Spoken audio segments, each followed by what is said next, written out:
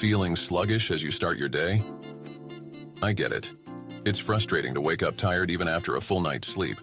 It's not just you. Many of us battle with constant fatigue, trouble managing weight, and just feeling drained all day. These can be signs of a slow metabolism and not so great eating habits. So, what's metabolism? Simply put, it's how our body turns what we eat into energy. A slow metabolism? That means you might feel more tired and put on weight more easily. But hey, there are ways to kick it into higher gear. Here's how. First, drink more water. It helps your body burn those calories. Second, munch on proteins. They can really rev up your metabolic rate. Don't forget to move.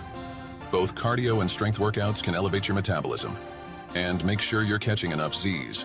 Poor sleep can throw off your metabolic balance. Now, even with all these tips, sometimes we need a bit more help. That's where a good supplement can come in handy. One I've come across is Java Burn. It's natural and designed to boost your metabolism, especially when mixed with your morning coffee. It's packed with stuff like green tea extract and green coffee bean extract, all known for their metabolism-supporting properties. To learn more, just hit the link in the description. Remember, it's all about making those small changes to feel energized and ready to take on your day.